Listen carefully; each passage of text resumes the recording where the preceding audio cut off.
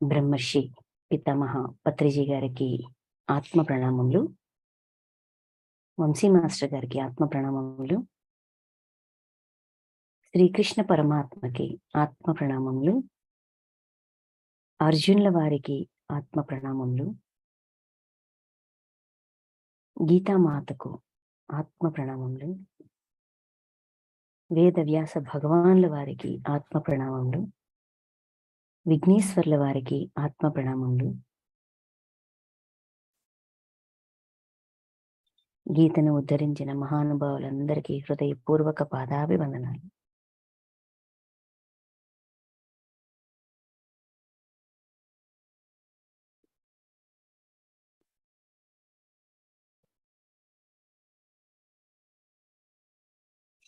Okay friends, నిన్న మనం 2వ అధ్యాయం శ్రీమద్ భగవద్గీత 2వ అధ్యాయం సాంఖ్యయోగం 15 శ్లోకాల వరకు చెప్పుకున్నాం. నిన్న ఈరోజు 16వ శ్లోకం నుంచి 30వ శ్లోకం వరకు చెప్పుకుందాం. అర్జున విషాద యోగం అంతా కూడా అర్జునుడి యొక్క ప్రశ్నలు. ఏంటి, నాకు ఇలా అనిపిస్తుంది, నా భావనలు ఇలా ఉన్నాయి, నాకు మనసు అంగీకరించట్లేదు, ఇంతమంది చనిపోతారు అంటే నాకు ఒళ్ళు ఉనికిపోతుంది,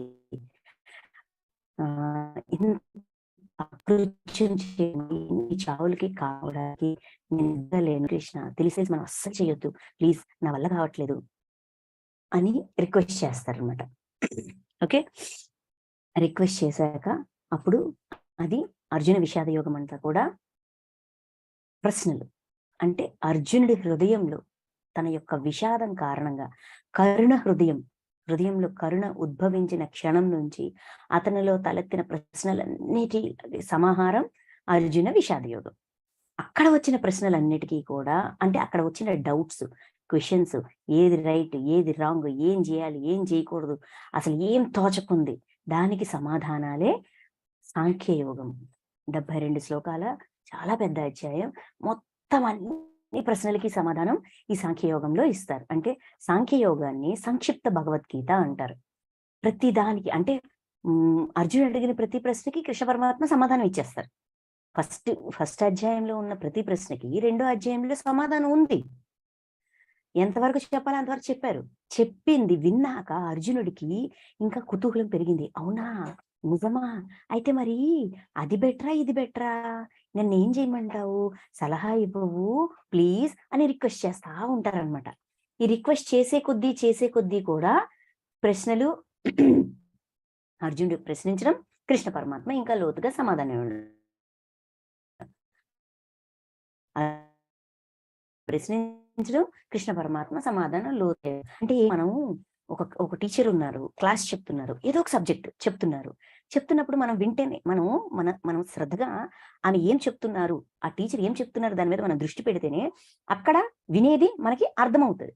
అర్థమైనప్పుడే డౌట్స్ వస్తాయి, లేకపోతే అసలు వినకపోతే డౌట్ ఎక్కడి నుంచి వస్తుంది? అంటే ఇక్కడ అర్జునుడు ఏం చేస్తున్నారు, చాలా శ్రద్ధగా వింటున్నారు. కరుణ ఉంది, శ్రద్ధ ఉంది. మనం నిన్న ఎక్కడ ఆగాము? నేను నీ శిష్యుడను, శరణాగతుడను, నాకు హెల్ప్ చెయ్యి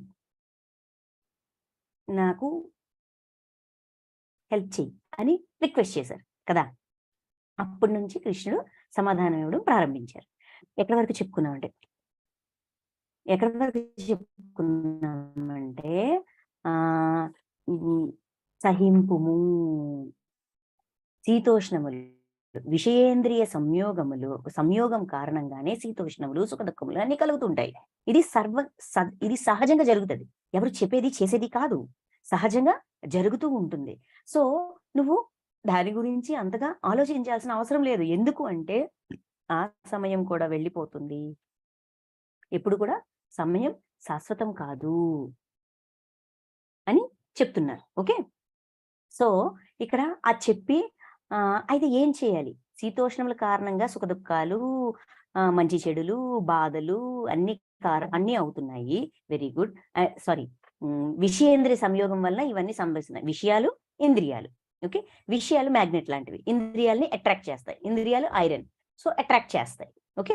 ఈ అట్రాక్ట్ చేయడం వల్లనే ఈ బాధ, ఇష్టము, కష్టము, నచ్చింది, నచ్చలేదు, రాగము, ద్వేషము ఇవన్నీ వీటి వలన కలుగుతున్నాయి. కాబట్టి వాటిని మళ్ళీ ఏంటి అవేంటి శాశ్వతంగా ఉండిపోతాయంటే కాదు కాదు. అవి శాశ్వతంగా ఉండవు. అశాశ్వతంలో. ఈ భావనలు, ఈ విషేంద్రియ సంయోగములు, ఈ శీతోష్ణములు ఇవన్నీ అశాశ్వతము. ఈ గంటకి ఉన్న భావన ఈ మరు గంటకి ఉండదు. అయితే ఏం చేయాలి? సహింపుము అన్నారు. సహించాలా? వెయిట్ చేయాలా? ఆ సమయం గడవని అని ఆగాలా? ఇది సాధ్యమేనా? చెప్పడానికి బావుందే. కానీ ఎలా కుదురుతుందయ్యా అంటే, ఏలనన ఓ పురుష శ్రేష్ఠ అని చెప్పి 15వ శ్లోకంలో మనకి సమాధానం ఇచ్చారు. ధీరుడైన వాడు సుఖదుఖములను సమానముగా చూచును. అట్టి పురుషుని విషయేంద్రియ సంయోగములు చెలింపజేయజాలవు. అతడే మోక్షము పొందుటకు అర్హుడు. అంటే ఎవరైతే సత్యాన్ని పట్టుకుంటారో, ఏంటా సత్యము? నాలో ఉన్న ఇంద్రియాలు అట్రాక్ట్ అయ్యి నాలో ఈ భావనలు కలిగిస్తున్నాయి. ఈ భావన కలిగింది, ఈ బాధ వచ్చింది, ఈ కష్టం వచ్చింది, ఇది వచ్చింది అంటే దానికి కారణం బయట ఉన్న విషయాలు కాదు. ఆ విషయాలు నాలో ఉన్న ఇంద్రియాలు దీని సంయోగం వలన ఇది జరుగుతోంది. కాబట్టి నేను ఎవరిని తప్పు పట్టక్కర్లేదు. నేను బాధపడక్కర్లేదు. నేను ఆలోచించక్కర్లేదు. జస్ట్ నేను ఓర్చుకుంటే సరిపోతది. నాకు భావోద్వేగం వచ్చినప్పుడు అంటే ఎమోషనల్ ఇంబాలెన్స్ అయినప్పుడు ఇప్పుడు ఇప్పుడు చూడండి ప్రశాంతంగా ఉన్నాం. ఎందుకంటే ధ్యానం చేశాము, క్లాస్ వింటున్నాము. ఇంకా బయట సౌండ్స్ తోటి, బయట వ్యవహారంతో మనకేం పని లేదు. ఈ పావుగంట బానే ఉంటాం. మళ్ళీ సంసారంలోకి వెళ్ళినప్పుడు మళ్ళీ ఏదో ఒకటి మనల్ని డిస్టర్బ్ చేస్తది. అంటే ఈ ఎమోషన్ బ్యాలెన్స్ స్టేట్ నుంచి ఇంబాలెన్స్ స్టేట్‌కెళ్తాం. స్టేట్‌కి వెళ్ళేటప్పుడు ఓకే. ఇది ఈ రెండిటి వల్ల జరుగుతోంది. సుఖమొచ్చినా, దుఃఖమొచ్చినా నేనే కారణము. ఈ రెండిటి అవగాహన ఉన్నప్పుడు ధైర్యంగా ఉంటాం. ఇట్స్ ఓకే బాబా!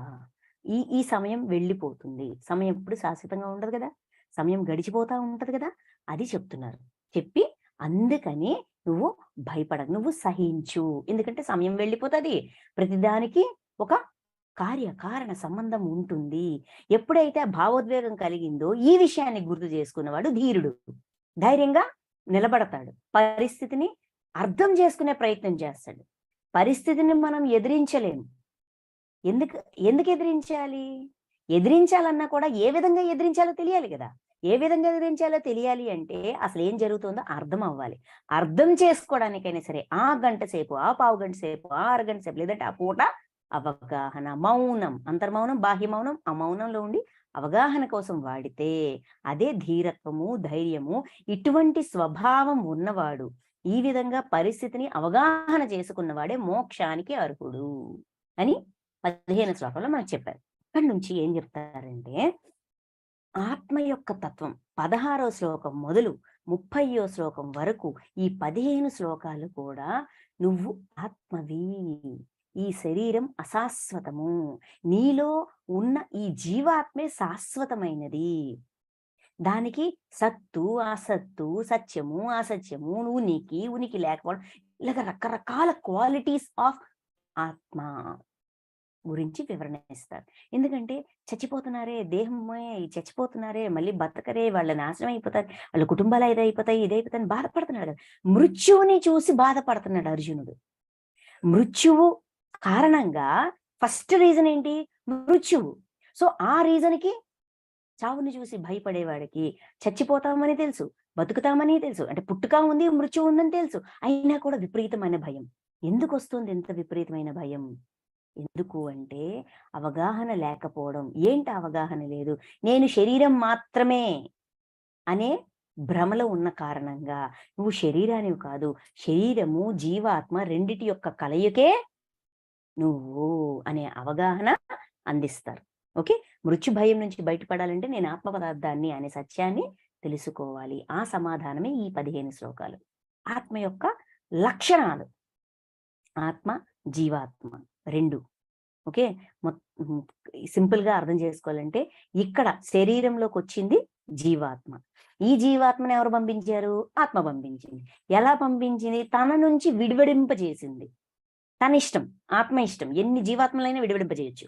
ఎన్నైనా పెట్టుకోవచ్చు. 1 పెట్టుకోవచ్చు, 10 పెట్టుకోవచ్చు, 7 పెట్టుకోవచ్చు, 9 పెట్టుకోవచ్చు, 20 పెట్టుకోవచ్చు, 100 పెట్టుకోవచ్చు, 1,00,000 కూడా పెట్టుకోవచ్చు. తన ఇష్టం.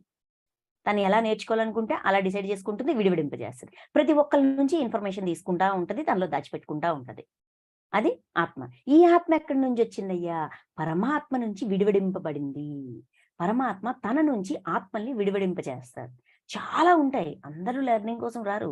కొంతమంది వెయిట్ చేస్తా ఉంటారు. తమను తాము సంసిద్ధం చేసుకునేంత వరకు, రెడీ చేసుకునేంత వరకు వెయిట్ చేస్తా ఉంటారు. ఓకే. సో ఇప్పుడు తెలుసుకుందాం. మనం శ్లోకాల్లో ఉన్న పాయింట్స్ ని తెలుసుకుందాం. ఓకే ఫ్రెండ్స్, 16వ శ్లోకం. ఈరోజు 16 నుంచి స్టార్ట్ చేస్తున్నాం. అసత్తు అనుదానికి ఉనికియే లేదు, సత్తు అనుదానికి లేమి లేదు. ఈ విధముగా ఈ రెండింటి యొక్క వాస్తవ స్వరూపములను తత్వజ్ఞాని అయిన వాడు ఎరుంగును. అసత్తు అనుదానికి ఉనికియే లేదు, సత్తు అనుదానికి లేమియే లేదు. ఈ విధముగా ఈ రెండింటి యొక్క వాస్తవ స్వరూపములను తత్వజ్ఞాని అయిన వాడే ఎరుంగును. ఎవరైతే ఈ తత్వాన్ని తెలుసుకుంటాడో, ఇందాక చెప్పారు కదా 15వ శ్లోకంలో పాయింట్, శీతోష్ణములు సుఖ దుఃఖములు విషయేంద్రియ సంయోగం వలన కలుగును. అవి అశాశ్వతములు. శాశ్వతంగా ఉండవు. భావనలు మారిపోతాయి, సమయానికి తగ్గట్టుగా మారిపోతాయి. సమయం గడిచే కొద్దీ అవి మారిపోతాయి. సో అవి మారిపోతాయి అనే సత్యాన్ని తెలుసుకొని ధైర్యంగా ఉన్నవాడు ఏది సత్తు. ధైర్యంగా ఉండాలంటే ఏం చేయాలా? సహించాలంటే ఏం చేయాలా? ధీరుడుగా ఉండాలంటే ఏం చేయాలా? ఇక్కడ ఎలా చెప్తారంటే ధీరుడైన వాడు సహిస్తాడని చెప్తారు. సరే, ధీరుడు అవ్వాలంటే ఏం చేయాలి? నెక్స్ట్ శ్లోకంలో ఉంటది. అక్కడ ఇచ్చిన పాయింట్ అయితే ఓకే, ఇది అయితే ఏం చేయాలి అంటే నెక్స్ట్ శ్లోకంలో ఉంటది. ఇలాగ ప్రతి శ్లోకానికి కనెక్టివిటీ ఉంది. ఒక్క పాయింట్ పట్టుకుంటే మనకి క్లారిటీ ఉండదు. సో ప్రతి పాయింట్ ని పట్టుకోవాలి. ఈ కనెక్షన్ అన్నమాట. ప్రతి శ్లోకానికి ఒక కనెక్షన్ ఉంటది. దాని నుంచి ఇది వస్తుంది, దీని నుంచి అది వస్తుంది. అంటే ఆ శ్లోకంలో మనకు ఒక క్వశ్చన్ వచ్చింది. ఇప్పుడు సహింపుము అంటే చెప్పడానికి బాగానే ఉంటుంది, పడినోడికి తెలుస్తుంది అనుకున్నాం. ఎందుకు అంటే ఇది కారణము ఏంటి? మనం 15 శ్లోకంలో చెప్పారు చూసారా, సుఖ దుఃఖములు శీతోష్ణుల్ని సమంగా చూడాలి. సమంగా చూసిన వాడే ధైర్యవంతుడు.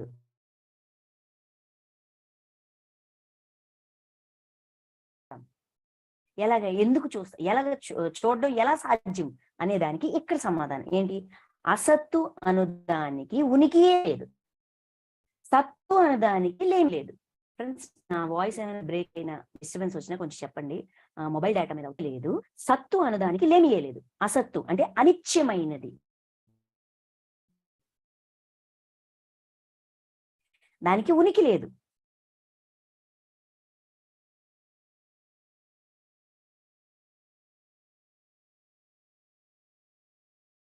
లేమి లేదు.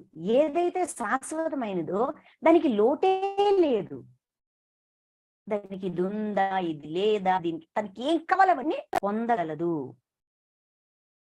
Okay, thank you. సో ఇంకొక నిమిషం చూడండి, మళ్ళీ బ్రేక్ అయితే మళ్ళీ చెప్పండి. ఓకేనా? ఇప్పుడు సిగ్నల్ కొంచెం బాగానే ఉంది, అందుకని అనిత్యమైనది. సత్తు అంటే నిత్యమైనది. ఇక్కడ అసత్తు ఏంటి? అనిత్యమైనది ఏంటి? అనిత్యమైనది మన శరీరం. నిత్యమైనది ఏంటి? ఆత్మ. అంటే ఏది శాశ్వతము, ఏది అశాశ్వతమో తెలుసుకో. సత్యం తెలుసుకో. ఏది సత్యము, ఏది అసత్యము, సత్యాన్ని తెలుసుకో. ఏది శాశ్వతము, ఏది అశాశ్వతము తెలుసుకో. శాశ్వతమైన దాని కోసం ఆలోచించావా, బాధపడ్డావా, ఏమైనా ప్రయోజనం ఉంటుంది. అశాశ్వతమైన దాని గురించి బాధపడాల్సిన అవసరం లేదు. అది చెప్తున్నారు. అంటే నశించేదానికి నశించని దానికి తేడా తెలుసుకో. ఎప్పుడైతే తేడా తెలుస్తుందో అప్పుడు మనకి ఇంత బాధ రాదు, ఇంత బాధ కలగదు. సహిస్తాం సహిస్తాం సహిస్తాం, ఎంతకాలమైనా సహిస్తాం. ఎందుకంటే అది ఏదో నేర్పిస్తుంది, అది తెలియజేస్తుంది. ఆ ఆలోచన, ఒక కోరిక కలిగింది, అది నెరవేరలేదు, దానికి కారణం తెలుస్తుంది. ఒక విషయం తెలిసింది, అది నెరవేరలేదు, దానికి కారణం తెలుస్తుంది. ఇలాగ ప్రతిదీ తెలుస్తుంది.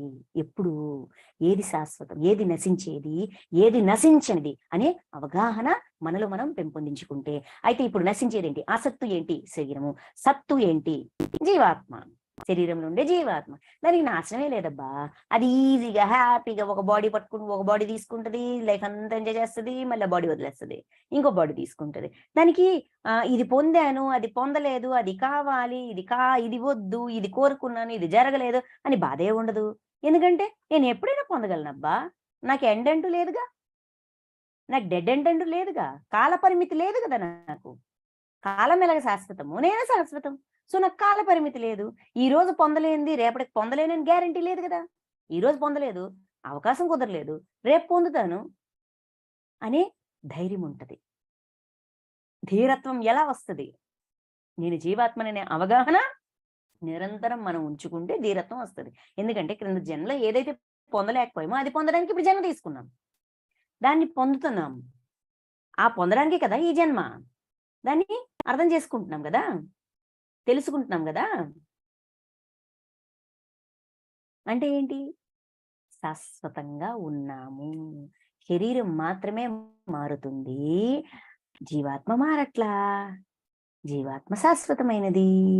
అది చెప్తున్నారు. అందుకని ఈ విధముగా ఈ రెండింటి యొక్క వాస్తవ స్వరూపములను తత్వజ్ఞాని అయిన వాడు ఎరుంగును. ఎవడైతే ఆత్మతత్వాన్ని, విశ్వం యొక్క తత్వాన్ని, పరమాత్మ యొక్క తత్వాన్ని, ఎవడైతే అసలు జీవితం యొక్క తత్వాన్ని, ఇక్కడ పరమాత్మ, ఆత్మ, విశ్వాత్మ వరకు వెళ్ళనే లేదు, జస్ట్ స్టార్టింగ్. ఈ సత్యం, ఈ తత్వం, అసలు సిసలైన తత్వం, జననం మరణం, మరణం వెనకున్న అసలు సిసలైన తత్వాన్ని తెలుసుకున్నవాడు ధైర్యంగా ఉంటాడు. ఈ రెండిటి యొక్క వాస్తవ స్వరూపములు తత్వజ్ఞాని అయిన వాడు తెలుసుకుంటాడు, ఎరుంగును. తత్వాన్ని తెలుసుకో, మృత్యు బాధ నుంచి బయటకు వచ్చేస్తాం. అయ్యో చనిపోతానే, అయ్యో వాళ్ళు చనిపోతారే, అయ్యో వీళ్ళు చనిపోతారనే బాధ నిన్ను దహించి వెయ్యదు. ఎందుకంటే మృత్యుం కేవలం శరీరానికే గాని ఆత్మకి కాదు. ఆ పాయింట్ చెప్పారు. ఓకే, బానే ఉంది. శాశ్వతము, అశాశ్వతము, నశించేది, నశించనిది అవగాహన చేసుకోవాలి. ఇది బానే ఉంది. కానీ మళ్ళీ మనకు డౌట్ వస్తుంది.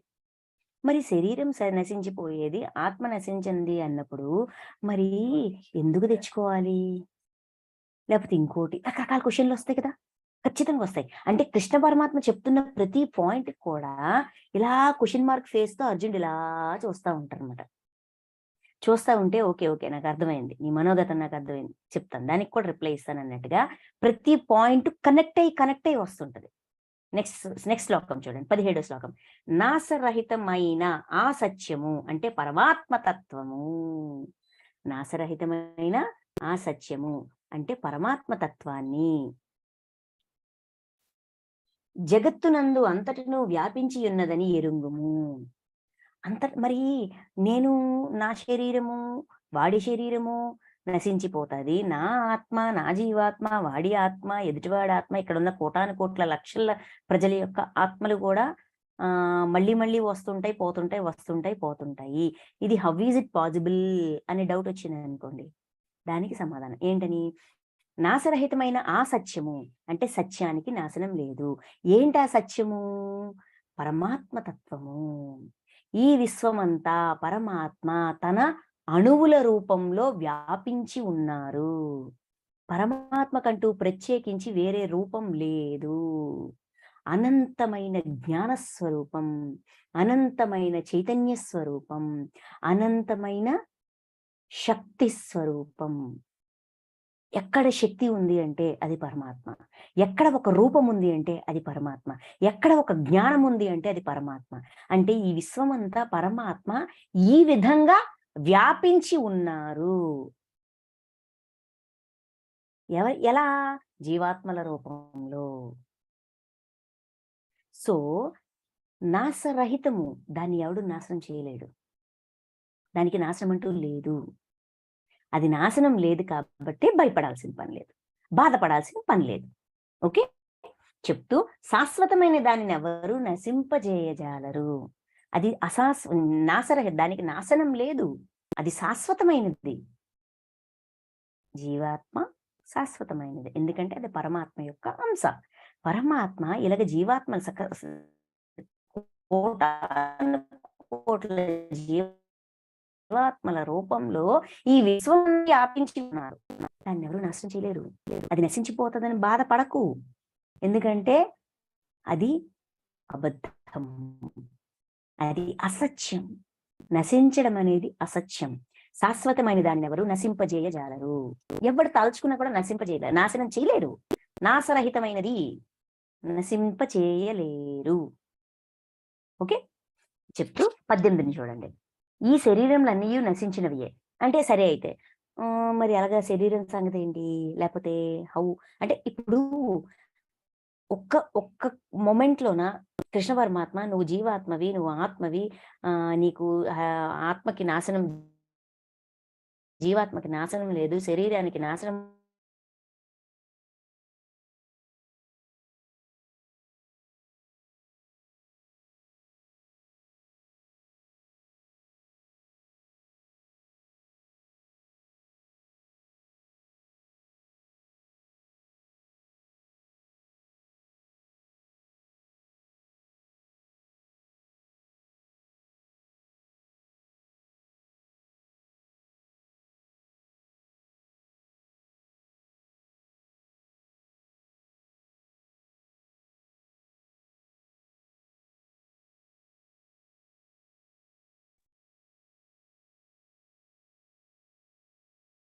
చేసేయండి.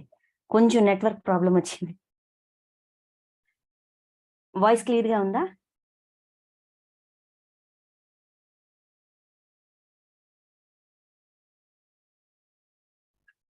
ఓకే. సో 18వ శ్లోకం. ఈ శరీరములు అంటే ఇప్పుడు ఏది పరమాత్మ తత్వం గురించి చెప్పిన తర్వాత 18వ శ్లోకం చూడండి. ఈ శరీరములన్నీయును నశించునవియే, కానీ జీవాత్మ నాశరహితము, అప్రమేయము, అనిర్వచనీయము, నిత్యము కనుక ఈ విషయమును ఎరింగి ఓ భరతవంశీ అర్జున నీవు యుద్ధము చేయుము. ఇందాకేం చెప్పారు 17లోన? ఈ విశ్వమంతా పరమాత్మ వ్యాపించి ఉన్నారు. ఆత్మని నాశనం ఎవరు చెయ్యలేరు. సో నశించని దాని గురించి, నాశనం అనేది లేని దాని గురించి నువ్వు బాధపడాల్సిన అవసరం లేదు. ఎందుకంటే ఎవరు దాన్ని నాశనం చేయలేరు.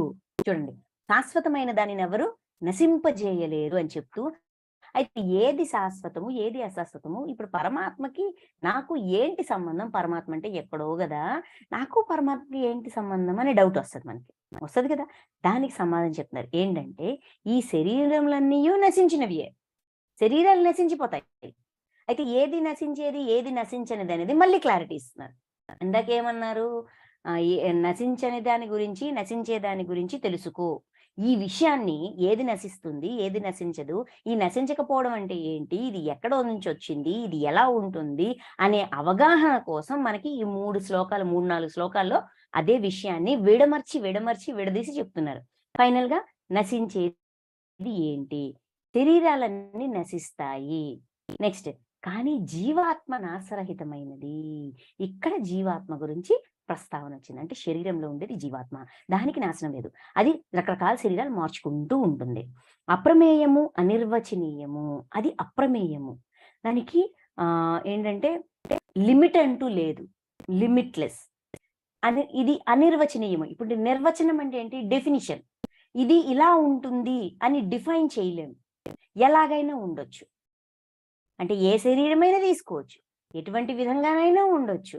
ఈ శరీరం నుంచి ఆ శరీరంకి, ఆ శరీరం నుంచి ఈ శరీరంకి ఈజీగా, సింపుల్ గా జంప్ చేస్తా ఉంటుంది. సో ఇది ఇలానే ఉంటుంది అని డిఫైన్ చేయలేనిది, పర్ఫెక్ట్ గా ఇది అని చెప్పలేం. రకరకాల రూపాలు, రకరకాల నిర్వచనాలు, అనిర్వచనీయం, నిర్వచించడానికి వీలు లేనిది, ఇది అని ప్రత్యేకించి చెప్పడానికి కుదరనిది అని చెప్తూ, నిత్యం ఉంటుంది. చచ్చిపోతాము అంటే శరీరం చచ్చిపోతుంది గాని ఆత్మ చావదు. సో అంటే ఏంటి? దాని అర్థం ఏంటి? మనం నిత్యం ఉంటామయ్యా. ఈ శరీరం మారుతుంది, పేరు మారుతుంది, బంధం మారుతుంది, గాని ముందు ఉన్నాం, ఇప్పుడు ఉన్నాం, తర్వాత ఉన్నాం. మనకు ముందు చెప్పారు చూసారా, అన్ని కాలాలలోనూ ఉన్నాము, నీవు గాని, నేను గాని, ఈ రాజులు గాని లేని కాలమే లేదు అన్నారా లేదా? అది ఈ విధంగా శరీరంతో అనే ఎగ్జాంపుల్ ఇచ్చి ఎక్స్ప్లెయిన్ చేస్తున్నారు. కనుక ఓ భరతవంశీ, భరతవంశంలో పుట్టిన ఓ అర్జున, కాబట్టి నువ్వు యుద్ధము చేయుము. ఇక్కడ యుద్ధం చెయ్యు, యుద్ధం చెయ్యు, యుద్ధం చెయ్యు అంటున్నారంటే దేని గురించి చెప్తున్నారండి? భౌతికంగా జరుగుతున్న యుద్ధం గురించి చెప్తున్నారా?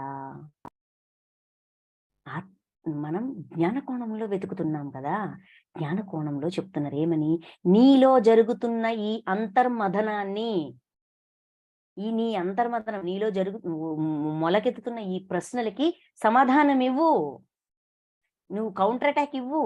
నీకు లోపల నుంచి క్వశ్చన్స్ వస్తున్నాయి. అంతర్మథనం జరుగుతోంది అంటే కురుక్షేత్ర సంగ్రామం బాహ్యంగా అక్కడ ఉంది, కానీ అర్జునుడి హృదయంలో జరుగుతోంది.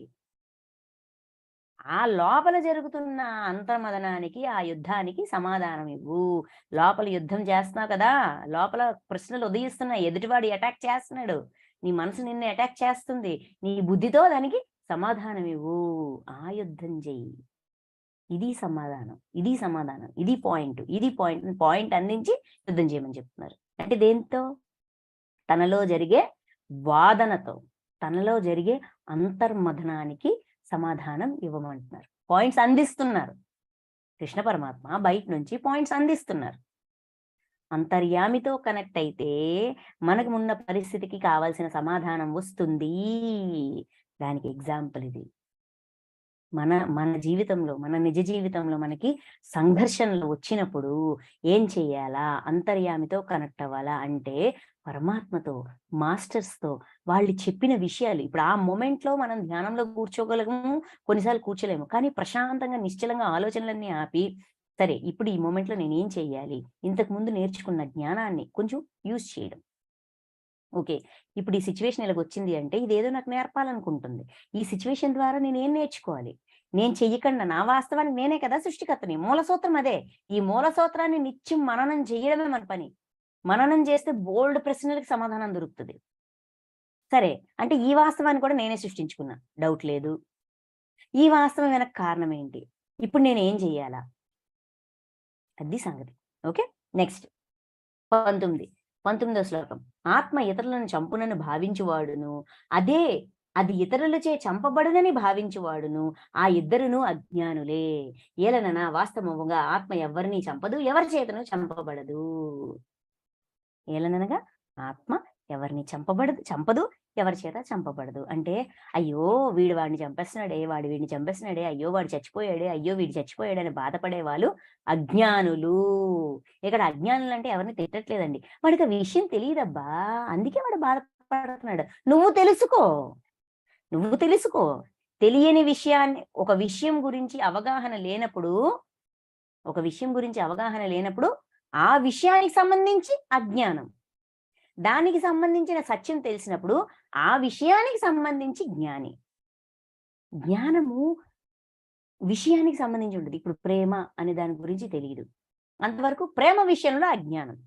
ప్రేమ అంటే ఏంటో అవగాహన అయింది, ప్రేమ విషయంలో జ్ఞానం వచ్చింది. ఆ విషయంలో అజ్ఞానం ఆర్ జ్ఞానం. స్నేహం, ఆ విషయంలో అజ్ఞానం. స్నేహం అంటే ఏటో నిర్వచనం తెలియలేదు, అసలు సిసలైన స్నేహం అంటే ఏటో తెలియలేదు, అంతవరకు అజ్ఞానం. అజ్ఞానం వల్ల అయ్యో వీడు నా ఫ్రెండ్షిప్ చేసాడే, కట్ చేసాడే, వాళ్ళు అలా అన్నాడే, ఇలా అన్నాడే అనుకుంటాం. కానీ స్నేహం అంటే ఏంటి? మనం మన ఇష్టాయిష్టాలతో సంబంధం లేకుండా, ఎదుటివాడి యొక్క మంచి చెడులతోటి, గుణగణాలతోటి సంబంధం లేకుండా, వీడు నా స్నేహితుడు, వీడు ఏం చేసినా కూడా, వాడు తప్పు చేస్తే తప్పని చెప్తా, రైట్ చేస్తే రైట్ అని చెప్తా. ఇలాగా స్వచ్ఛంగా నాతో నేను ఎలా ఉంటానో వాడితో కూడా అలా ఉండేది కదా స్నేహం అంటే. ప్రేమ అంటే ఏంటి? అన్కండిషనల్. నువ్వు ఇలా ఉంటేనే ప్రేమిస్తా, నువ్వు అలా ఉంటేనే ప్రేమిస్తా, నువ్వు నా మాట వింటేనే నన్ను ప్రేమించినట్టు, నువ్వు నా అదుపాజ్ఞంలో ఉంటేనే ప్రేమించినట్టు. కండిషన్స్ పెట్టేది ప్రేమ కాదండి, వ్యాపారం. అన్కండిషనల్ గా ఉండేదే ప్రేమ. అంటే ప్రేమ అనేది అన్కండిషనల్. నియమ నిబంధనలు, అద్దులు, అదుపులు, ఆజ్ఞలు వేసేది ప్రేమ కాదు. ఈ విషయం తెలిసేంత వరకు ప్రేమ విషయంలో మనం అజ్ఞానులం. ఈ విషయం, ప్రేమ యొక్క అసలైన నిర్వచనం తెలిసిందనుకోండి, అప్పుడు ప్రేమ విషయంలో జ్ఞానులం. సో ఇక్కడ ఏం చెప్తున్నారు? ఆత్మ అనే కోణంలో, ఆత్మ ఇతరులను చంపునని భావించువాడు గాని, అది ఇతరులచే చంపబడును అని భావించువాడు గాని, ఇద్దరూ అజ్ఞానులే. అంటే ఆత్మతత్వం విషయంలో అంతవరకు జ్ఞానం లేదు. ఆత్మతత్వం విషయంలో జ్ఞాని ఎప్పుడవుతాడు? దానికి చావు లేదనే అవగాహన వచ్చినప్పుడు. ఓకే. ఇతరులను చంపునని గాని, ఒక ఆత్మ ఎళ్లి ఇతరుని ఒకడు వెళ్లి ఇంకోడిని చంపాడు. లేదంటే ఇంకోడొచ్చి వీడిని చంపాడు. ఆత్మ ఇతరులను చంపునని గాని, ఇతరులతే చంపబడునని గాని, అంటే మనం ఎళ్లి ఎవరినైనా చంపడం, ఎవడైనా వచ్చి మనల్ని చంపడం. చచ్చిపోయింది. మరి ఇంక లేదు. మరి దానికి బతుకు లేదని అనుకుంటామనుకోండి. ఇప్పుడు ఫర్ ఎగ్జాంపుల్ అర్జునుడు, కృష్ణుడు, దుర్యోధనుడు, దుశ్శాసనుడు వీళ్ళందరూ ఉన్నారు. అయ్యో! దుర్యోధన చచ్చిపోయాడు మళ్ళీ రాడు అనుకోవడం అజ్ఞానం. అయ్యో! పలానా అర్జునుడు దుర్యోధనుడిని చంపేశాడు. లేదంటే భీముడు దుర్యోధనుడిని చంపేశాడు. అది కూడా అజ్ఞానమే. ఒక శరీరం, ఇంకో శరీరం. అంటే ఈ శరీరానికి పేరిది. కానీ వాళ్ళ లోపలుండే ఆత్మ అది చావదు. శరీరం మాత్రమే నశిస్తుందయ్యా. ఆత్మ శాశ్వతము అనే క్లారిటీ 2గా విడదీసి క్లారిటీ ఇస్తున్నారు. ఎందుకంటే అవి నిజంగా 2 కాబట్టి. ఓకే. అని చెప్తూ ఆ ఇద్దరూ అజ్ఞానులే. అలా భావించే ఇద్దరూ అజ్ఞానులే. ఏలనన వాస్తవముగా ఆత్మ ఎవరిని చంపదు, ఎవరి చేతను చంపబడదు. సత్యమేంటి? ఆత్మ ఎవరిని చంపదు, ఎవరి చేత చంపబడదు. నెక్స్ట్ 20 చూడండి. ఈ ఆత్మ ఏ కాలం అంటే ఆత్మ యొక్క లక్షణాలు ఇవన్నీ. కృష్ణ పరమాత్మ అధ్యాయం మొత్తం భగవద్గీత అంతా కూడా ఒకటే చెప్పారు. నువ్వు ఆత్మవి, నువ్వు ఆత్మవి, నువ్వు ఆత్మవి. అయితే ఆత్మ గురించి ఎలా తెలుసుకోవాలి? ఇక్కడ ఆత్మ అంటే దెయ్యము, భూతం అని కాదండి. అసలు సిసలైన చైతన్య స్వరూపం. దాని గురించి చెప్తున్నారు. ఓకే. సో ఈ ఆత్మ ఏ కాలమునందు పుట్టదు, గిట్టదు, పుట్టి ఉండునదియు కాదు. ఇది భావ వికారములు లేనిది. ఉత్పత్తి, అస్తిత్వం, వృద్ధి, విపరిణామం, అపక్షయం, వినాశం అను 6 భావ వికారములు. ఈ 6 భావ వికారములు. ఇది జన్మలేనిది, నిత్యము, శాశ్వతము, పురాతనము. శరీరము చంపబడినను ఇది చావదు. అంటే ఇవన్నీ ఈ 20వ శ్లోకంలో ఉన్నవన్నీ కూడా ఆత్మ యొక్క లక్షణాలు. ఫస్ట్ పాయింట్ ఏంటి? ఏ కాలమునందు పుట్టదు, గిట్టదు. అంటే ఇది ఎప్పుడు పుట్టిందయ్యా అంటే డోంట్ నో. ఇది ఎప్పుడు చచ్చిందయ్యా అంటే డోంట్ నో. కాల పరిమితి లేదు దానికి. కాలానికి ఆత్మకి కాల పరిమితి లేదు. First point. పుట్టి ఉండునదియు కాదు. పుట్టి అలా ఉండిపోతుందా అంటే అలాగా కాదు. ఇది భావ వికారములు లేనిది. భావ వికారములు అంటే ఉత్పత్తి, అస్తిత్వం, వృద్ధి, విపరిణామం, అపక్షయము, వినాశము. ఈ 6 భావ వికారములు. భావ వికారములు అంటే ఏంటంటే ఉత్పత్తి అంటే జననం, అస్తిత్వము అంటే జన్మించిన తరువాత ఉండడం, వృద్ధి అంటే పెరగడం, విపరిణామం అంటే రూపాంతరం చెందడం. రూపం మారుతుంటది కదా. పుట్టినప్పుడు ఎంత ఉంటాం, ఇప్పుడు ఎంత ఉన్నాం. రూపం మారింది కదా. రూపాంతరం చెందడం, దాన్ని విపరిణామం అంటారు సంస్కృత పదాలు. అపక్షయము అంటే క్షీణించిపోతా ఉంటాం. చక్కగా నిలబడి ఉన్న వాళ్ళేమో ఇలా వంగుతాం, కాలు చేతులు ఇలాగా ఒడిలిపోతుంటాయి, శరీరం ఒడిలిపోతా ఉంటది, అలాగా డల్ అవుతాం. అది క్షీణించడం. ఆఖరికి వినాశనం అంటే మరణం. ఈ 6 కూడా శరీరానికి ఉంటాయి గాని ఆత్మకి ఉండవు. ఆత్మ యొక్క లక్షణాలు. నెక్స్ట్ పాయింట్ అదేంటి? 3వ పాయింట్. ఇది జన్మ లేనిది. దీనికి జన్మంటూ లేదు. శరీరం జన్మలు తీసుకుంటా ఉంటది, ఇన్కార్నేషన్స్. శరీరం జన్మలు తీసుకుంటా ఉంటది కానీ ఆత్మకి జన్మంటూ లేదు, ఉండదు. అది నిత్యము. ఆత్మ నిత్యం ఉంటది. శరీరం ఉన్నా శరీరంతో సంబంధం లేకుండా ఆత్మ నిత్యం ఉంటది. ఓకే. నెక్స్ట్ శాశ్వతము. ఆత్మ శాశ్వతంగా ఉంటది, ఎప్పుడు ఉంటది. ఇక్కడ శాశ్వతం అంటే ఏంటిది? కాలం ఉన్నంతకి ఆత్మ ఉండిద్ది. కాలానికి వ్యవధి ఉందా? కాలానికి ఒక పరిణితి అనేది ఉందా? ఒక లూప్ లో తిరుగుతా ఉంటది కాలం. అక్కడ మొదలైంది ఇక్కడికి వెళ్తాది అనేది లేదు. ఒక స్టార్ట్ ఎండ్ లేదు. ఒక లూప్ లో తిరుగుతూ ఉంటుంది కాలం. ఈ ద్వాపరం ఏంటిది ఏమంటాము? సత్యయుగం అయింది, తర్వాత త్రేతాయుగం అయింది, ద్వాపర యుగం అయింది, కలియుగం అయింది, మళ్ళీ సత్యయుగంకి వెళ్తుంది. అంటే ఏంటి? సర్కిల్ లాగా తిరుగుతా ఉంటది. సో కాలం ఎక్కడ మొదలైంది, ఎక్కడ అంతమైందని చెప్పలేం కదా. అలాగే శాశ్వతంగా ఉంటుంది ఆత్మ. నెక్స్ట్ పురాతనం అంటే బాగా పాతది, చాలా పాతది. ఎప్పుడొచ్చిందో తెలవదు, లెక్క కట్టలేం, పాతది. శరీరము చంపబడినను ఇది చావదు. అంటే శరీరానికి ఉండే ఈ భావ వికారాలన్నీ కూడా ఆత్మకి లేవయ్యా. శరీరం చేస్తుంది, ఆత్మ చావదు. ఇవన్నీ కూడా ఆత్మ యొక్క లక్షణాలు. ఓకే, 20వ శ్లోకంలో. నెక్స్ట్ 21. ఓ పార్థ, ఈ ఆత్మ నాశరహితము, నిత్యము అనియు, జనన మరణములు లేదేనిదు, మార్పు లేనిదనియు తెలుసుకొనిన పురుషుడు ఎవరిని ఎట్లు చంపును? ఎవరిని ఎట్లు చంపను? ఎవరిని ఎట్లు చంపును? ఎవరిని ఎట్లు చంపించును? అంటే ఇప్పుడు చచ్చిపోతున్నారని బాధపడుతున్నావు కదా! ఫస్ట్ బాధ ఏంటి? అర్జునుడికి తీవ్రంగా బాధ పెట్టేదేంటి? అయ్యో! చనిపోతున్నారే, నా వల్ల చనిపోతున్నారే, నా చేతుల్లో చనిపోతున్నారు కదా! ఇప్పుడు చెప్పు అర్జున, శాశ్వతమైనది, శరీరం నశించినా కూడా నశించనిది, నాశరహితమైనది, నిత్యమైనది, పురాతనమైనది, మార్పు లేనిది. అంటే పెరిగింది, తరిగింది, తగ్గింది, సగ్గింది, ఇలాగ కూడా లేని ఈ ఆత్మ ఎవరినైనా ఎలా చంపుతది? ఎవరి చేతిలోనైనా ఎలా?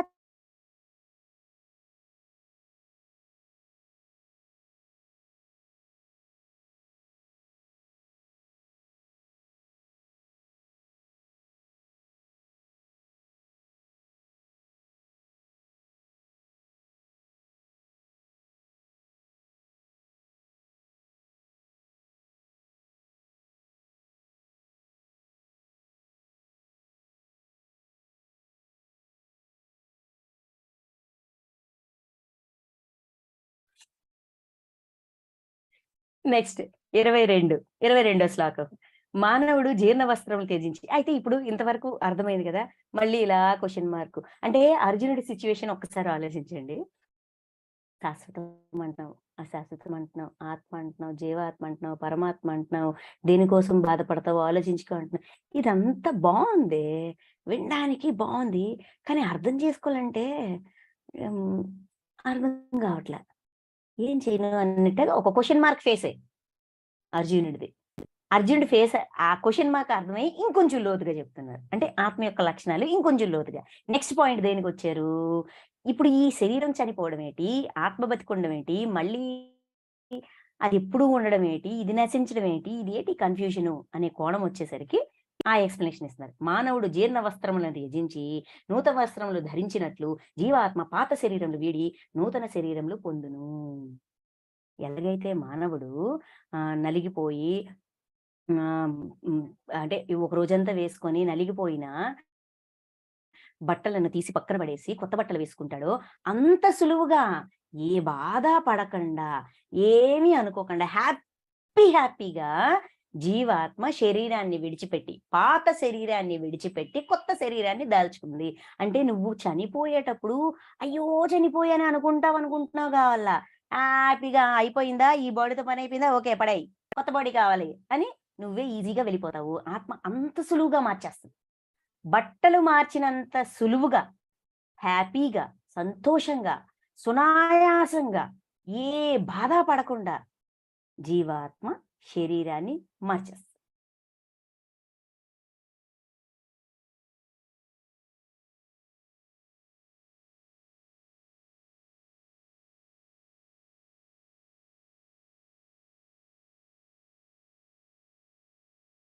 వీడి నూతన వస్త్రములు పొందును. మానవుడు నూతన ధరిత లూట్ చేస్తదయ్యా బాడీ. అది చీకటి కూడా బాధపడదు. చూడండి మనకి ఆత్మ ఏంటిది మరణానంతర జీవితంలోన డొలారిస్ కెనన్ అంటారు.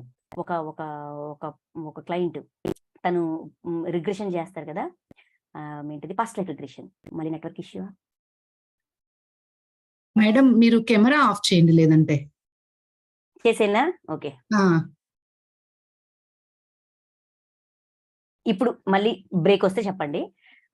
అక్కడ డొలారిస్ కెనన్ ఒక పర్సన్‌తో ఒక పాస్ట్ లైఫ్ రిగ్రెషన్ చేసినప్పుడు లాస్ట్ మొమెంట్‌లో ఏం జరిగింది అని అడిగితే, క్రిందటి జన్మలోన నేను ముసలితనంతో మంచం మీదున్నాను. ఆ మంచం మీదున్నప్పుడు ఏమైంది? ఆ శరీరాన్ని నుంచి నేను బయటకొచ్చేసాను. బయటకొచ్చిన తర్వాత ఆ శరీరం చూస్తే నాకే అసహ్యం వేసింది. అబ్బా! హమ్మయ్య! ఈ ముసలి డొక్కు నుంచి నాకు ముక్తొచ్చిందయ్యబ్బా! ఈ ముసలి డొక్కుతో పడలేకపోయాను అని చాలా హ్యాపీ ఫీల్ అయ్యానని చెప్తది. అంటే ఏంటి? శరీరం నుంచి బయటకొచ్చేటప్పుడు జీవాత్మ ఏమి బాధపడదు. హ్యాపీగా వచ్చేస్తది. చాలా హ్యాపీగా వచ్చేస్తది. ఆ విషయాన్ని చాలా సులువుగా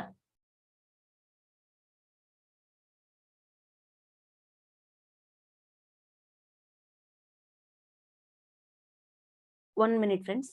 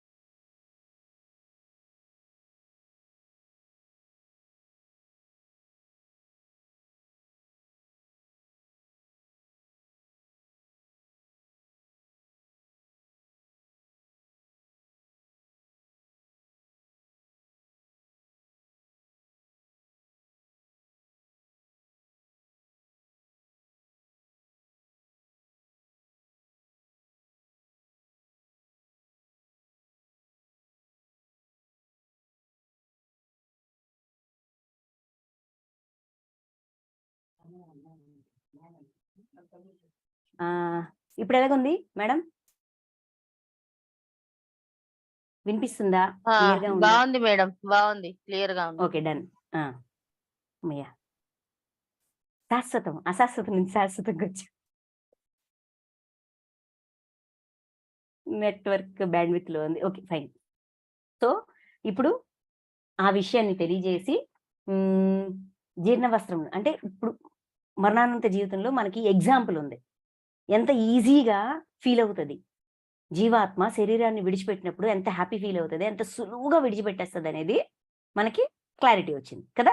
నెక్స్ట్ 23, ఈ ఆత్మను శస్త్రములు ఇంకేంటి ఆత్మ యొక్క ఎబిలిటీస్ ఏంటి? ఇందాకంతా కూడా ఆత్మ యొక్క లక్షణాలు తెలుసుకున్నాం. ఇప్పుడు ఆత్మ యొక్క శక్తి సామర్థ్యాలు, ఎబిలిటీస్ ఏంటంటే చాలా ఫ్రీగా ఉంటది, ఏమి డిస్టర్బ్ అవ్వదు, సులువుగా మానవుడు తన బట్టలు మార్చినంత ఈజీగా ఆత్మ శరీరాన్ని మార్చేస్తా ఉంటది. పాత శరీరం నుంచి బయటకు వచ్చేస్తుంది, కొత్త శరీరంలోకి వెళ్ళిపోతుంది, అన్ని సులువుగా చేసేస్తుంది, ఇబ్బందే పడదు. అదేదో అలవాటుగా చేసుకుంటా పోతుంది. ఓకే, నెక్స్ట్ వచ్చేసరికి రెండో లక్షణం చూద్దాం. 23, ఒకటి శరీరాలు బట్టలు మార్చినంత సింపుల్ గా శరీరాన్ని మార్చేస్తుంది. ఇది ఫస్ట్ పాయింట్. సెకండ్ పాయింట్ ఏంటి? ఈ ఆత్మను శస్త్రములు ఛేదింపజాలవు, అగ్ని దహింపజాలదు, నీరు తడుపజాలదు, వాయువు ఆరిపోవునట్లు చేయజాలదు. అంటే అర్థం ఏంటండి? పంచభూతాలకి ఆత్మ మీద ఎఫెక్ట్ ఉండవు. పంచభూతాల యొక్క సహజ సిద్ధమైన ఏ లక్షణం కూడా ఆత్మని ఏమీ చేయలేదు. నీరు ఆత్మని తడపలేదు, దహించి వేయలేదు. శస్త్రములు అంటే ఆయుధాలు ఏవి కూడా ఆత్మని ఛేదించలేవు, నరకలేవు. శస్త్రాలు కూడా, శస్త్రాలు కదా. శస్త్రాలు అంటే కత్తి, గొడ్డలి, వీటన్నిటితోటి దాన్ని కొట్టడము, తన్నడము, నరకడము ఇవన్నీ సాధ్యం కాదు. వాయువు ఆరిపోయినట్లు చేయలేదు. గాలి ఏం చేస్తుంది? ఒక ఫోర్స్ తో అటువైపు ఇటువైపు తీయడం, తొయ్యడం, ఆరిపోయినట్లు అంటే డ్రై అయ్యేటట్లు చేయడం, ఇదంతా వాయువు యొక్క లక్షణాలు. ఆ లక్షణానికి కూడా ఆత్మ ఏమి చెలించదు. ఇది రెండో పాయింట్, ఆత్మ యొక్క లక్షణాల్లో సెకండ్ పాయింట్. నెక్స్ట్ 24, ఈ ఆత్మ ఛేదించుటకును, దహించుటకును, తడుపుటకును, శోషింపజేయుటకును సాధ్యము కానిది. ఇది నిత్యము, సర్వవ్యాపి, చెలింపనిది, స్థాణువు, సనాతనము. మూడో పాయింట్, ఆత్మ యొక్క ఎబిలిటీస్, దాని యొక్క శక్తి సామర్థ్యాలు ఏంటయ్యా అంటే ఛేదించుటకును, ఎవరు దాన్ని ఛేదించలేరు, దహింపజేయలేరు, కాల్చలేరు, తడుపుటకును, తడి చేయలేరు, నానబెట్టలేరు, ముంచలేరు, ఎందులోను శోషింపచేయడం అంటే సుక్షించిపోయేటట్టుగా, ఇలాగ క్షీణించిపోయేటట్టుగా చెయ్యలేరు.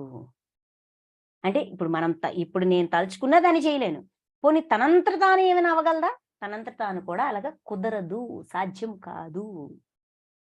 ఎందుకయ్యా అంటే ఇది నిత్యమైనది, ఎప్పటికీ ఉంటది, సర్వవ్యాపి, అంతటా వ్యాపించి ఉన్నది. అంతటా వ్యాపించి ఉన్న ఒక వస్తువుని మనం ఎలా కాల్చగలం, ఎలా పోడ్చగలం, ఎలా నాంచగలం, ఎలా ఆర్పగలం, ఎలా నరకగలం, ఎలా ఛేదించగలం? సర్వవ్యాపి, అంతటా వ్యాపించి ఉంటది. అండ్ స్థాణువు స్థాణువు అంటే స్థిరంగా ఉంటది.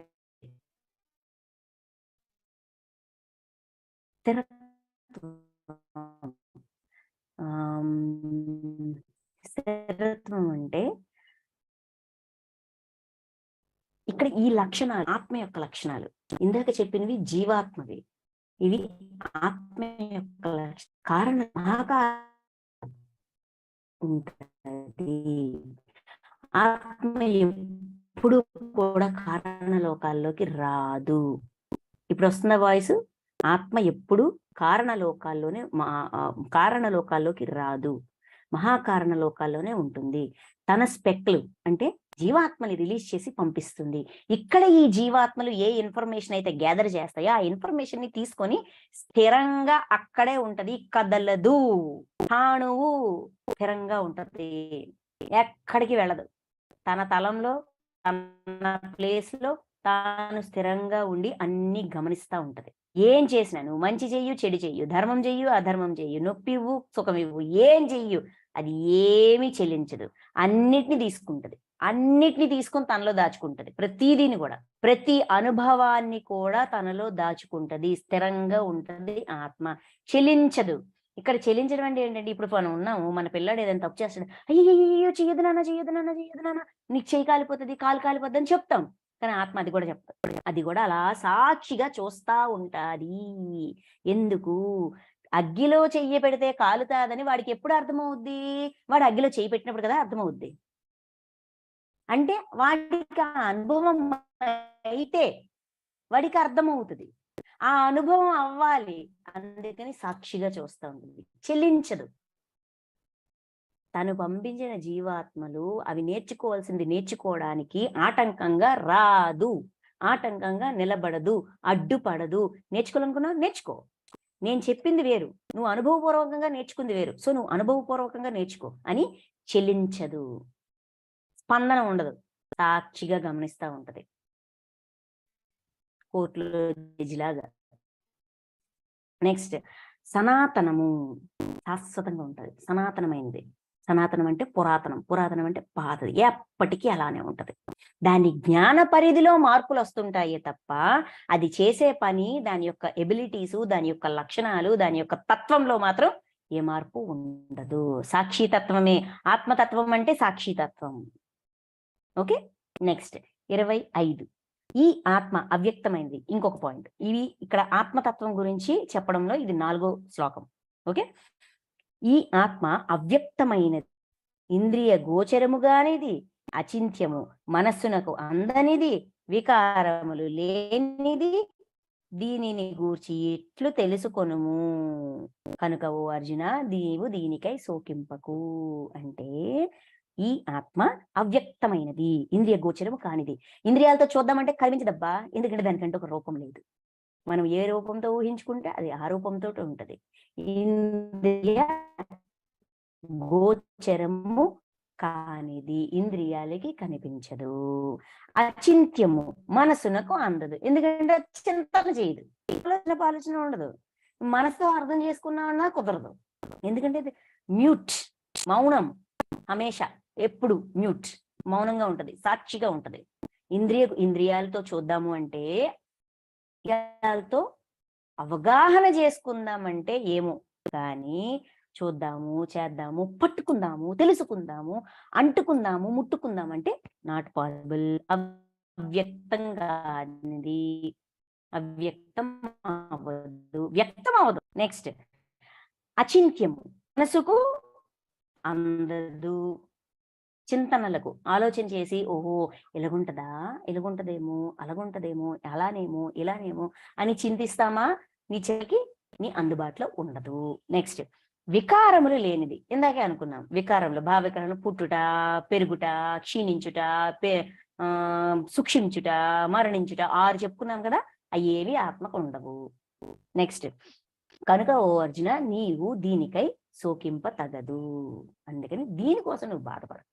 ఏ ఆత్మకి ఏమైనా అయిపోద్దేమో అనుకోకు, దానికి ఏం కాదు, అది బిందాస్ గా హ్యాపీగా ఉంటది. ఎక్కడ జీవాత్మ ఏం చేసినా ఒప్పుకుంటది, ఇంకా ఒప్పుకోవడం కూడా లేదు, జస్ట్ అలా చూస్తా ఉంటది. నువ్వు ఇది చేసావు, తప్పు చేసావు, నువ్వు ఇది మంచి చేశావు, అయ్యో ఎంత పని చేశావు, ఇలా చేయకుండా ఉండాల్సింది, ఏ సలహాలు ఇవ్వదు, సూచనలు ఇవ్వదు, ఏం చేయదు, అలానే ఉంటది. ఆత్మతత్వం అంటే అది, సాక్షి తత్వం. ఓకే, నెక్స్ట్ 26, 27 కలిపి చూడాలి. ఎందుకంటే రెండిటికి కలిపి ఇందులో సమాధానం ఉంది. ఓకే, ఓ అర్జున, ఈ ఆత్మను జనన మరణము ఈ ఆత్మకు జనన మరణములు కలవని ఒకవేళ నీవు భావించినప్పటికీ దీనికై నువ్వు శోకింపతగదు. ఏలనన్నా పుట్టినవాడు మరణించక తప్పదు, మరణించినవాడు పునర్జన్మ తప్పదు, కనుక అపరిహార్యములైన ఈ విషయములందు నీవు శోకింపకు. ఈ శ్లోకం అందరికి బాగా వచ్చింది. జాతసిహి ధ్రువో మృత్యు ధ్రువం జన్మ మృతస్య చ తస్మాద్ పరిహారేధ్యే నత్వం శోచి తుమర్హసి. అంటే ఇక్కడ ఈ రెండు శ్లోకాలు కలిపి ఆత్మకి పోని ఇంత చెప్తున్నాను, అది ఎలాగ పాసిబుల్, జననము మరణం లేకుండా ఎలా ఉంటది, ఇది సాధ్యమేనా, ఏం చెప్తున్నావయ్యా, నాకు ఏం తోచట్లేదు, నాకు ఏం పాలుపోవట్లేదు, అసలు నేను ఈ విషయాన్ని యాక్సెప్ట్ చేయలేకపోతున్నాను, నాకు మింగుడు పడట్లేదు అని అంటావా? పోని నువ్వు అనుకుందే నీ మాటకే వస్తా, నీ దారికే వస్తా, నీ మాట నేను పోని ఆత్మకు కూడా జననం మరణం ఉందని అనుకుందాం, ఆత్మకి జనన మరణం ఉందని అనుకుందాం, నీ దారిలోకి వస్తా. జనన మరణం కలవని ఒకవేళ నీవు భావించినప్పటికీ జనన మరణాలు ఉంటాయని నీ లెక్కలోకి వచ్చి ఉన్నాయే అనుకుందాం, అయినా కూడా ఏడక్కర్లే. ఎందుకంటే పుట్టినవాడు మరణించక తప్పదు, మరణించేవాడు జన్మించక తప్పదు. అంటే పుట్టుక నీ చేతిలో లేదు, మరణము నీ చేతిలో లేనప్పుడు నువ్వు ఇంకా బాధపడాల్సిన పని ఏంటుంది? అంటే వస్తాం మళ్ళీ వస్తాం, వస్తూనే ఉంటాం. అలాంటప్పుడు బాధపడ్డం ఎందుకు? ఇక్కడ ఇన్కంప్లీట్ అయిన వర్క్ ని మళ్ళీ నెక్స్ట్ జన్మలో కంప్లీట్ చేసుకుందాం. ఉందిగా సెప్టెంబర్ మార్చి పైన వాయిదా పద్ధతి ఉంది దేనికైనా.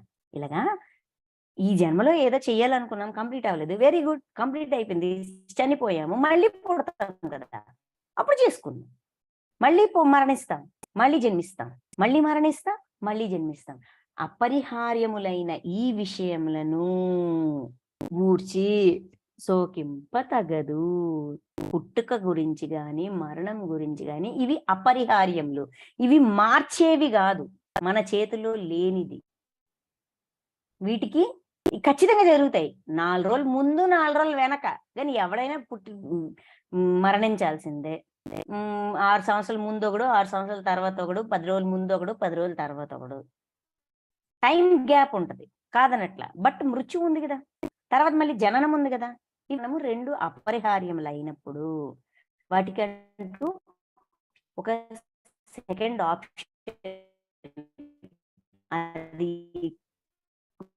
బంద్ చేసేస్తాము, కట్ చేసేస్తాము, బాధపడాల్సిన పని. ఇప్పుడు ఈ దొరికేదంటే చనిపోయాడు అనుకో, మళ్ళీ పుడతాడబ్బా, ఇంకో శరీరంతో వస్తాడు, అదే బంధాల్లో వస్తాడు, వాడు ఎలాగ నచ్చితే వాడి డిజైన్ ప్రకారం వాడు వస్తాడు.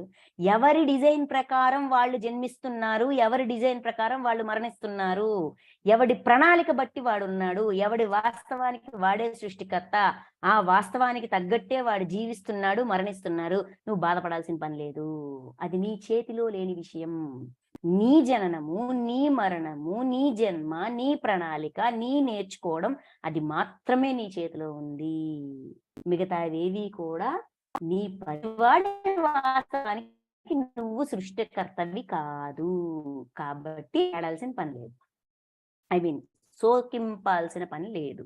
చెప్తూ 28, ఓ అర్జున, ప్రాణులన్నీను పుట్టుటకు ముందు ఇంద్రియ గోచరములు కావు, అవ్యక్తములు, మరణానంతరము కూడా అవి అవ్యక్తములు, మరణముల మధ్యకాలమునందు మాత్రమే అవి ప్రకటితములు అగుచుండును. ఇట్టి స్థితిలో వాటికై పరితపించుట నిష్ప్రయోజనము. అన్ని ప్రాణులంతే, మనుషులే అనుకుంటున్నావా? ప్రతి ప్రాణులు కూడా పుట్టడానికి ముందు ఇంద్రియ గోచరములు కాదు, అంటే ఇంద్రియాలకి కనిపించవు, వాటికి ఇంద్రియాలు ఉండవు. మరణించిన తర్వాత కూడా ఇంద్రియాలు ఉండవు, అవ్యక్తములే. పుట్టక ముందు అవ్యక్తములే, మరణించిన తర్వాత అవ్యక్తములే. పుట్టుకకి మరణానికి మధ్యలో ఉన్న ఈ కొంతకాలమే అవ్యక్తం అవుతుంటాయి. ప్రతి ప్రాణి కూడా కనిపిస్తూ ఉంటది, వ్యక్తం అవుతుంటది, తాను వ్యక్తపరచుకుంటుంటది, తన ఉనికిని ప్రకటించుకుంటా ఉంటది. ఈ కొంచెం సమయం కోసం ఎందుకంత బాధపడాలా? పరితపించుట అంటే తప్పించడం ఒకటి, పరితపిస్తున్నారు ఇక్కడ. విపరీతమైన వేదనలోకి, బాధలోకి వెళ్ళిపోతున్నారు. అది కరెక్ట్ కాదు అని చెప్తున్నారు. అది అవసరం లేదు. ఇక్కడ కరెక్ట్ ఏది కరెక్ట్ ఏది రాంగ్ అని చెప్పట్లా. వేస్ట్, నిష్ప్రయోజనము, పరితపించాల్సిన అవసరం లేదు. ఎందుకంటే జీవన పరిణామం అనేది కొంత సమయమే ఉంటది. జీవించి ఉన్నంత కాలము కంటా కూడా మరణించిన తర్వాత మళ్ళీ జన్మ తీసుకునే లోపల ఉండే ఈ ప్రయాణమే చాలా పెద్దది. ఈ జీవించి ఉన్న కాలం దాంతో పోల్చుకుంటే చాలా చిన్నది. మరణించిన తర్వాత మళ్ళీ జన్మ వచ్చే లోపల ఉండే ఆ అవ్యయంలోనే చాలా ఎక్కువ నేర్చుకుంటాం, తెలుసుకుంటాం. అవ్యక్తమైన సమయం చాలా చిన్నది, దాంతో పోల్చుకుంటే అవ్యక్తమైన సమయం చాలా పెద్దది. సో శోకించాల్సిన అవసరం లేదు. శోకించడం నిష్ప్రయోజనము అని చెప్తూ 29 ఎవరో ఒక మహాపురుషుడు మాత్రమే దీనిని ఆశ్చర్యకరమైన దానిగా చూచును, మరి ఒక మహాత్ముడు దీని తత్వమును ఆశ్చర్యకరముగా వర్ణించును, వేరొక మహాపురుషుడు దీనిని ఆశ్చర్యకరమైన దానిగా వినును, ఆ విన్నవారిలో కూడా కొందరు దీనిని గురించి ఏమియు ఎరుగరు. ఇది కీ పాయింట్. 29వ శ్లోకం అతి ముఖ్యమైన కీ పాయింట్ ఏంటంటే, ఆత్మతత్వాన్ని ఎవడైతే అవగాహన చేసుకుంటాడో వాడు మహాపురుషుడు. పురుషుడు అంటే జీవాత్మ, మహాపురుషుడు అంటే ఉన్నతమైన ఆత్మ అని అర్థం. అంటే జ్ఞానం వచ్చిన ఆత్మ. ఎవరైతే ఈ సత్యాన్ని, ఆత్మ యొక్క తత్వాన్ని, శాశ్వత తత్వాన్ని తెలుసుకుంటారో వాళ్ళు ఆశ్చర్యం పోతారు. ఇది ఎలా ఎగ్జాంపుల్ చెప్పచ్చు అంటే, మనం ధ్యానం చేస్తాం. ధ్యానంలో కూర్చున్నప్పుడు కొన్నిసార్లు మనం ధ్యానంలో ఉంటాము, మనల్ని మనం చూస్తూ ఉంటాం. అంటే అక్కడ ఏం జరిగింది? నేనే ఈ శరీరమే నేను అనే భావన అక్కడ పటాపంచలు అయిపోయిందా లేదా? ఫస్ట్ టైం ఎప్పుడైతే మన ధ్యానంలోనో నిద్రలోనో ఉన్న మన శరీరాన్ని మనం చూసుకుంటాం, మన యాస్ట్రల్ బాడీ బయటకు వచ్చినట్టు చూసినప్పుడు ఎంత ఆశ్చర్యపోతామండి. వాడు మహాపురుషుడు అంటే సత్యాన్ని తెలుసుకున్నాడు. ఓహో, ఈ శరీరంలో ఉన్నాను, కానీ నేను వేరు, అది వేరు, మేమిద్దరం కలిపి చేస్తున్నాం అనే అవగాహన అక్కడ వస్తుంది. వాడిని మహాపురుషుడు అంటారు. మరి ఒక మహాత్ముడు దీని తత్వమును ఆశ్చర్యంగా వర్ణించును. ఎవరైతే దీని గురించి తెలుసుకున్నారో, ఈ అనుభవం అయ్యిందో, వాడు దాన్ని ఎక్స్ప్లెయిన్ చేయడానికి ట్రై చేస్తాడు ఇంకొకరికి. నిజమేనరా, నేను చూశాను, నాకు ఈ ఎక్స్పీరియన్స్ అయ్యిందని ఆశ్చర్యంగా చెప్తాడు. వేరొక మహాపురుషుడు దీన్ని ఆశ్చర్యకరదానిగా విన్ను. తెలియని వాడు ఎలా వింటాడు? అవునా, అలాగుంటదా, అంత పాసిబిలిటీ ఉందా, అలా కూడా ఉంటదా అని ఆశ్చర్యంగా వింటా ఉంటారు. ఆ విన్నవారిలో కూడా కొందరు దీనిని గూర్చి ఏమియు ఎరుంగరు. విన్నవారు ఇలాగా అయోమయంగా చూస్తూ ఉంటారు. అసలు అవునా కాదా కాదు, ఏంటిది అన్నట్టుగా ఉంటది. అంటే స్థితులు, జీవాత్మ యొక్క స్థితులను బట్టి ఈ ఆశ్చర్యము, ఈ తెలుసుకోవడము, ఈ అవగాహన చేసుకోవడము, ఈ అర్థం చేసుకోవడము, ఆ అనుభూతి చెందడము, ఇవన్నీ కూడా ఉంటాయి.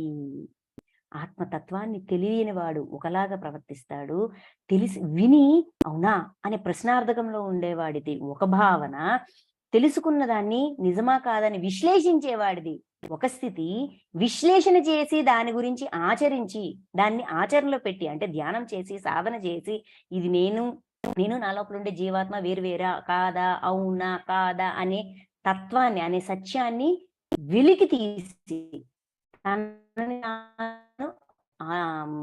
అనుభవ జ్ఞానంతో తెలుసుకున్నవాడు మహాపురుషుడు. అది చెప్తున్నారు ఇక్కడ.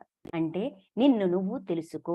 రమణ మహర్షి చెప్పినట్టు హూ ఆర్ యూ కాదు, వాట్ ఆర్ యూ. నువ్వు ఎవరివి, అది తెలుసుకో. అప్పుడు నువ్వు ఏమిటి అనేది తెలుస్తుంది. అది రమణ మహర్షి చెప్పిన ఈ మొత్తం శ్లోకం ఆయన ఒక్క సెంటెన్స్.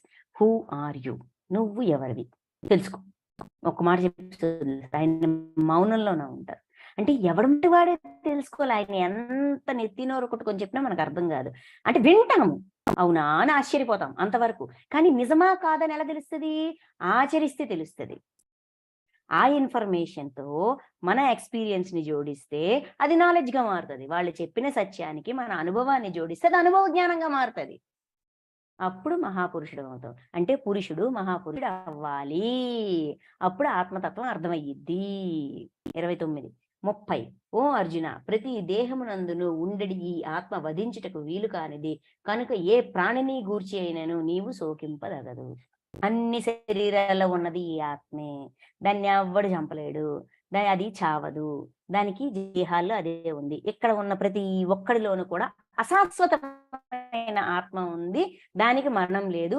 ఇక్కడ చస్తే దేహమే చేస్తుంది తప్ప ఆ దేహం కూడా, దేహంలో ఉన్న జీవాత్మ కూడా హ్యాపీగా బాడీ నుంచి బయటికి వెళ్ళిపోద్ది. అది అసలు ఫీలే అవ్వదు. దానికి ఆ బాధే లేదు, ఆ తాపత్రయమే లేదు. ఎందుకంటే దానికి సత్యం తెలుసు. అది తెలుసుకుంది, అర్థం చేసుకుంది, అవగాహన చేసుకుంది. కాబట్టి తన గురించి తనకి తెలుసు కాబట్టి అని ఆ విషయాన్ని చెప్పి నువ్వు శోకించాల్సిన అవసరం లేదు. నువ్వు శోకించాల్సిన అవసరం లేదు అంటే జీవాత్మ యొక్క లక్షణాలు ముందు చెప్పారు. తర్వాత అశాశ్వతమైన ఆత్మ యొక్క ఉనికి గురించి, దాని యొక్క తత్వం గురించి చెప్పారు. అంటే మరణ భయం నుంచి బయటపడాలన్నా, చంపుతున్నదంటే చనిపోతున్నాము అనే భయం నుంచి భయపడాలంటే, బయటే అది తెలియాలి అంటే నువ్వు ఆత్మ పదార్థానివి అని ఎరుక రావాలి. అందుకే ఫస్ట్ ఆయన అందించింది, అందుకే ఈ అధ్యాయానికి సాంఖ్య యోగం. సాంఖ్యము అంటే ఆత్మ, జీవాత్మ, పరమాత్మ, ఈ మూడింటి గురించిన ఇన్ఫర్మేషన్ స్టెప్ బై స్టెప్ ఇచ్చి ముందు డౌట్ ని క్లారిఫై చేశారు. ఓకేనా? Thank you friends, thank you so much. ఈరోజు మనం ఆత్మతత్వం గురించి తెలుసుకున్నాము. రేపు మనం ఈ 30 శ్లోకాల మీద. Thank you so much.